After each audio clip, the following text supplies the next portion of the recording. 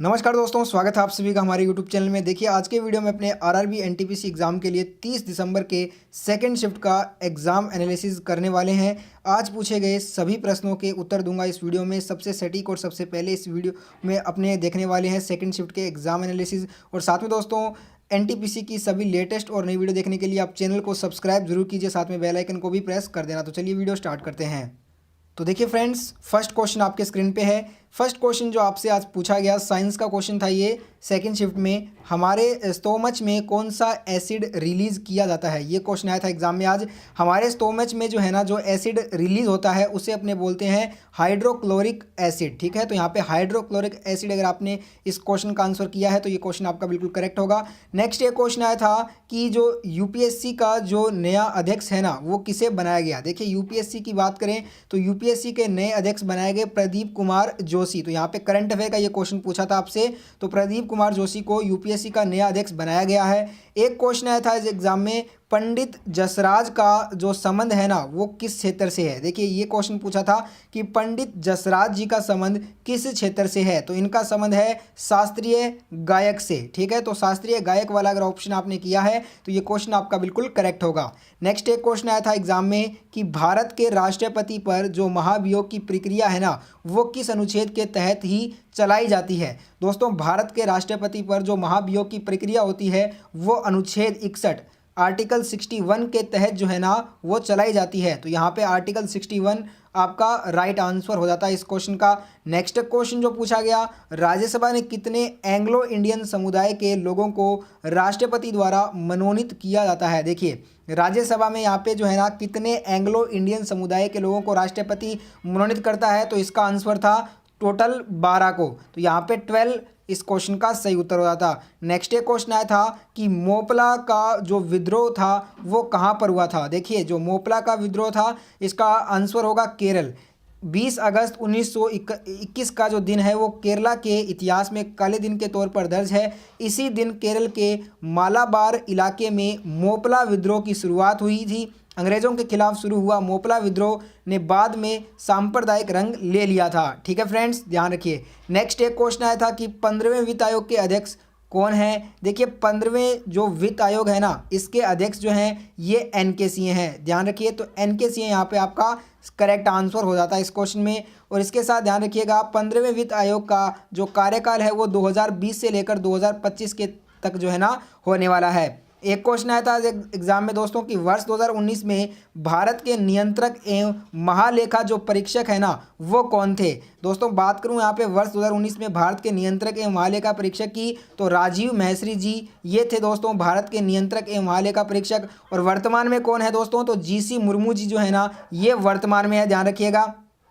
Next question आया था कि सोन नदी किसकी एक सहायक नदी है। लगातार दोस्तों आरआरबी जो है ना नदियों वाले टॉपिक से क्वेश्चन पूछ रहा है। सेकंड शिफ्ट में भी क्वेश्चन आया था कि सोन नदी जो है ना ये किसकी सहायक नदी है, तो गंगा की जो है ये सोन नदी सहायक नदी है। तो ऑप्शन यहाँ पे गंगा वाला करेक्ट हो जाता। एक क्वेश्चन आया था बैंक से, और लगातार बैंक से क्वेश्चन आ रहे हैं। हर शिफ्ट में 1 से 2 क्वेश्चन जो है ना आपके बैंक से रिलेटेड ही पूछे जा रहे हैं। पूछा गया कि oriental bank of commerce and United bank of India का विलय जो है ना वो किस बैंक में किया गया, तो इन दोनों ही बैंकों का विलय हुआ पंजाब नेशनल बैंक में। ऐसा ही एक क्वेश्चन 28 दिसंबर के फर्स्ट शिफ्ट में भी पूछा गया था।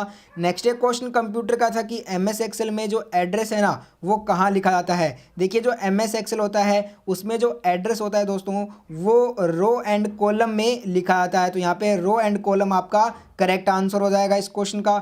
एक क्वेश्चन आया था कि गूगल अल्फ़ाबेट के जो CEO है ना वो कौन है। देखिए जो गूगल अल्फ़ाबेट है इसके जो CEO है ना वो हैं सुंदर पिचाई। ठीक है, सुंदर पिचाई जो हैं ये गूगल अल्फ़ाबेट के CEO हैं वर्तमान में। नेक्स्ट एक क्वेश्चन आया था कि राज्य के नीति निर्देशक तत्व में कौन से भाग में है। राज्य के नीति निर्देशक तत्व की बात करें तो ये दोस्तों भाग नंबर 4 में है। तो यहाँ पे भाग नंबर 4 आपका करेक्ट आंसर हो जाता। एक क्वेश्चन आया था GST कौन से संविधान संशोधन से संबंधित है, तो ये क्वेश्चन आपका रिपीट हुआ है दोस्तों। GST जो है ना ये आपका 101वां संविधान संशोधन से संबंधित है।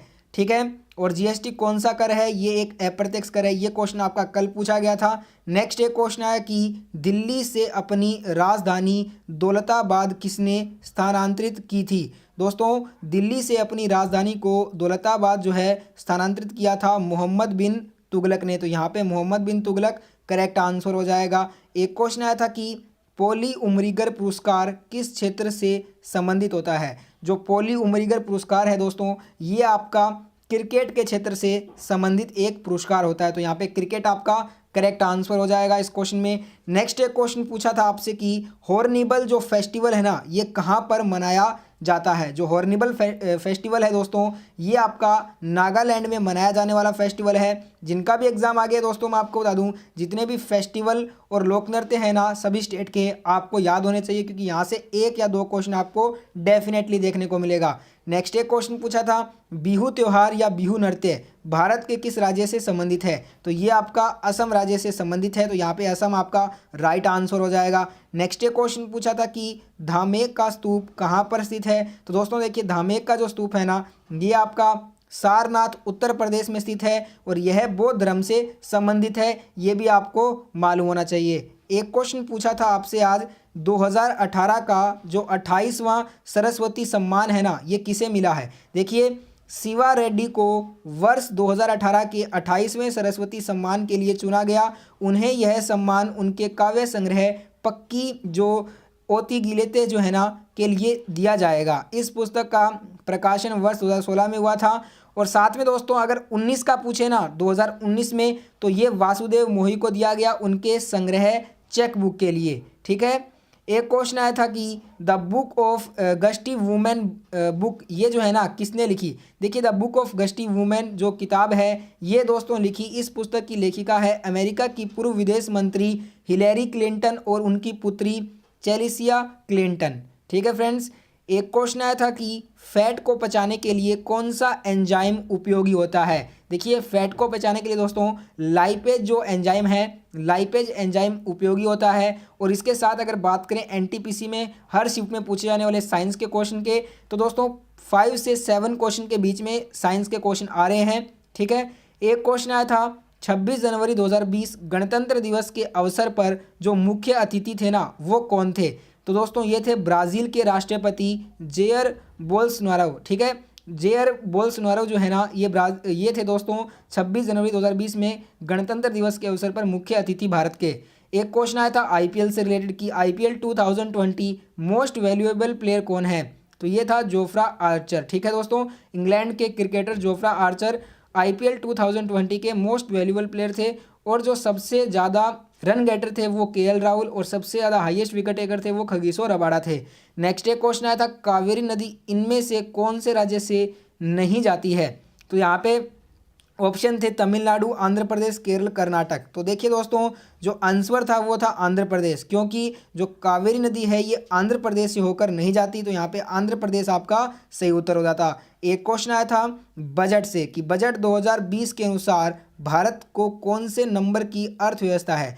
बजट 2020 के अनुसार भारत जो है ना, ये 5वें नंबर की अर्थव्यवस्था है। एक क्वेश्चन पूछा था मौलिक अधिकार उप समिति के अध्यक्ष कौन थे? दोस्तों, मौलिक अधिकार उप समिति के अध्यक्ष की बात करूं तो जेबी कृपलानी जो है ना, ये मौलिक अधिकार उप समिति के अध्यक्ष थे। नेक्स्ट एक क्वेश्चन आया था बेणेश्वर का मेला कहाँ पर लगता है? दोस्तों, बेणेश्वर के मेले की अगर बात करते हैं तो डूंगरपुर में आपका जो है ना ये बेणेश्वर का मेला लगता है। एक क्वेश्चन पूछा था what is the full form of IMPS? IMPS का फुल फॉर्म पूछा गया। तो दोस्तों इमीडिएट पेमेंट सर्विस, ये होता है आईएमपीएस का फुल फॉर्म। ठीक है फ्रेंड्स। एक क्वेश्चन आया था चाइनीज़ प्लेयर्स लिन डैन किस खेल से संबंधित है? चाइनीज़ प्लेयर्स जो लिन डैन है ना, ये बैडमिंटन खेल से संबंधित है। तो यहाँ पे बैडमिंटन आपका करेक्ट आंसर हो जाता।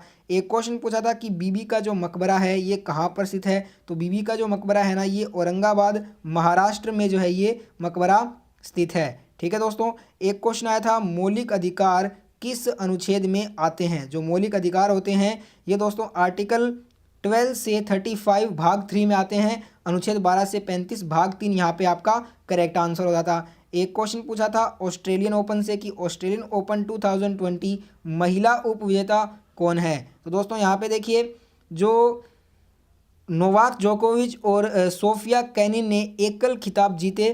पहली बार ग्रैंड स्लैम फाइनल खेल रही अमेरिका की सोफिया केनिन ने 2 बार की ग्रैंड स्लैम चैंपियन जो यहाँ पे गार्बाइन मुगुरुजा को जो है ना हराकर ऑस्ट्रेलियाई ओपन महिला एकल खिताब जीत लिया है। तो ठीक है, यहाँ पे ध्यान रखिएगा आप ऑस्ट्रेलियन ओपन के बारे में।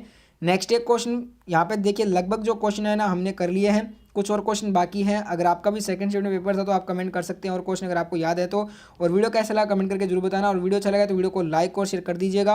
और साथ में दोस्तों लाइक और शेयर करने के साथ साथ अपने सभी फ्रेंड्स से वीडियो को पहुंचाने के लिए शेयर तो करना ही है। और सभी शिफ्ट का एनालिसिस सबसे सटीक और सबसे पहले देखने के लिए आप चैनल को सब्सक्राइब करके नोटिफिकेशन जो बेल होता है उसको ऑन जरूर कर लेना। धन्यवाद, मैं मिलता हूँ एक और एनालिसिस के साथ।